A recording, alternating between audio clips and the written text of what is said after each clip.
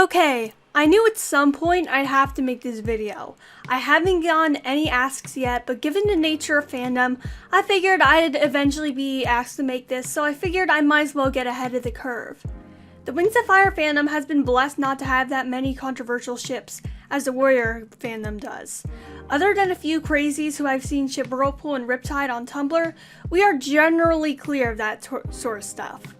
Glorybringer is hands-on the most popular controversial ship in the Wings of Fire fandom, and not a lot of people even view it as controversial.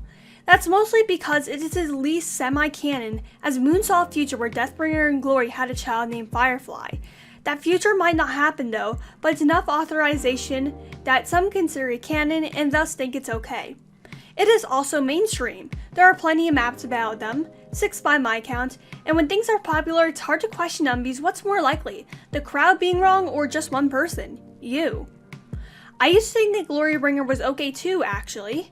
I joined a Glorybringer map at some point, but gradually as I thought about it more, my opinion changed. Glorybringer is messed up not just by one angle, but by multiple. Join me fellow fandomings as I ruin this ship for you.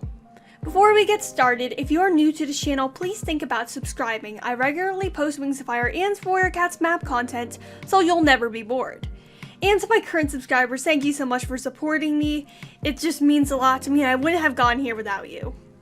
Alright, let's get started with the biggest concern mentioned by people. That has to be the age gap. I acknowledge that age in Wings of Fire is a fluid thing that is incredibly inconsistent. For example, Mink and Cliff are on the same age as Anemone. The Jade and Winglet are all supposed to be tweens at 4 years old as well, despite acting more like teenagers. However, adult dragons tend to be more comparable to human adults, and the ages tend to be more comparable. Their development is just slower than humans. My headcanon is that all of the 10s of dragon years are their 20s and 30s are just their 30s, ACT gradually slowing down. Glory at the time of meeting Deathbringer is 7 years old, on the verge of dragon maturity at 8 years old. This is generally pretty consistent in the series. In human years, this makes her around 17 years. I'm going off of the age that someone legally turns an adult, not when their brain finally matures. However, it wouldn't be much of a difference seeing as she's still not mentally mature if she's just a 17-year-old.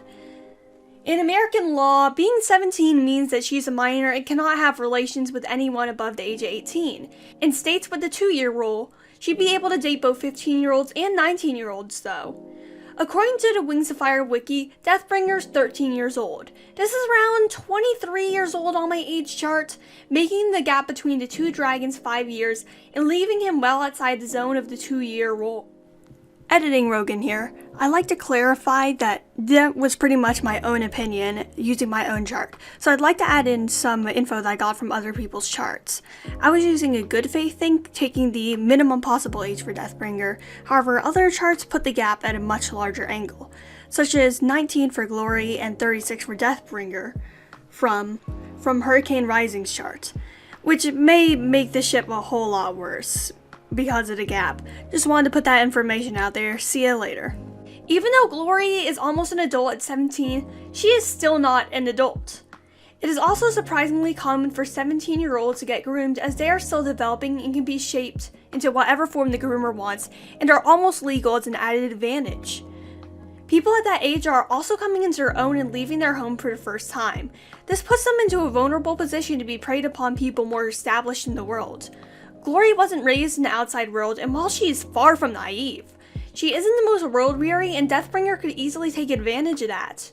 While I try to take this relationship in good faith, and that to choose romantic language might just be making inflammatory comments, and that Deathbringer just might be overprotective and it's all a coincidence, that large age gap of 7 or 17 years depending on which age makes it hard to do so, and to view it as anything other than malicious and grooming, to me. Deathbringer consistently harasses Glory. Though his personality seems to be constantly making sly comments, nowadays most of his comments seem to be concentrated on Glory. He was silent during Darkstalker's takeover pretty much, which is surprising to me. Deathbringer also continuously defies orders from Glory, who is his queen, such as overguarding her when she has 7 other dragons looking after her who could spit acid and likely do a better job than him. He's an assassin, not a guard. Obsessed much? It seems weird that Deathbringer would abandon his job to lurk around Glory when he was never officially hired, but I guess the war's over so he can't go around killing people. What makes me confused is why he's so constantly around her and complains when he isn't. This is a sign of attraction, I know, but it's also controlling, as it seems like he doesn't want her out of his sights.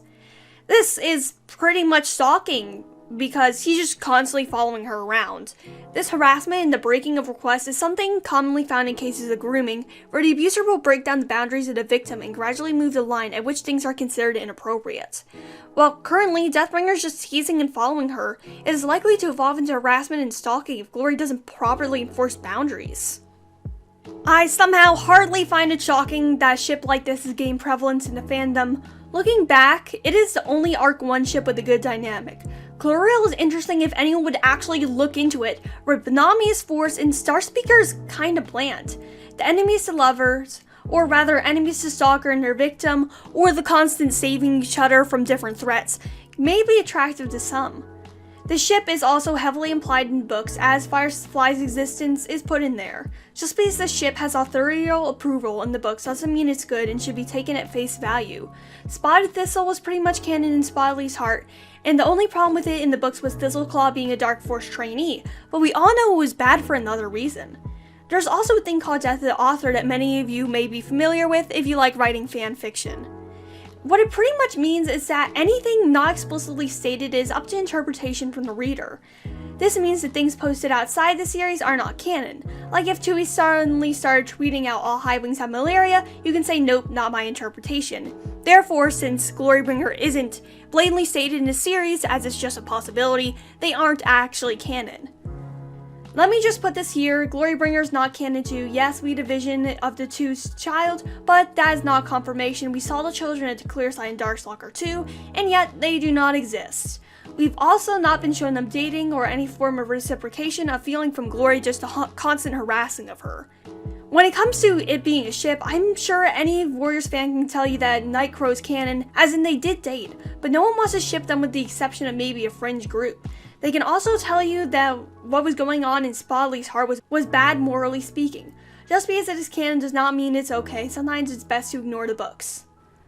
Lastly, because I know some people are gonna need this disclaimer, please do not attack Glorybringer shippers. Most of them are young and don't know any better, and to an extent we shouldn't harass people over fiction, especially when it's as debatable as Dragon Ages, where we aren't even here with an author confirmed age chart.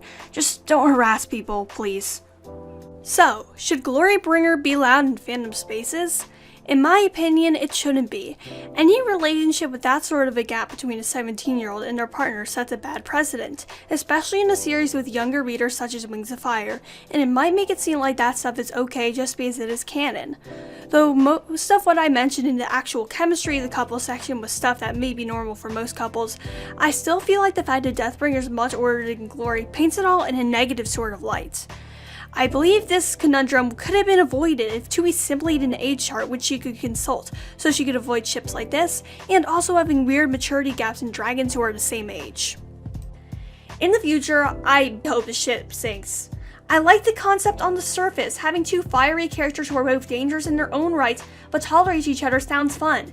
I know several ships with that and it works. However, once I dove a little bit deeper in, I found I cannot possibly support the ship with my morals.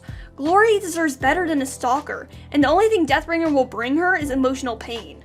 That's all. If you like this video, then subscribe. I often produce Wings of Fire and Warrior Cats content, and your support will mean everything. To anyone who is an older subscriber, thank you so much for your continued support. I couldn't have gotten here without you. With that all done, Rogan out.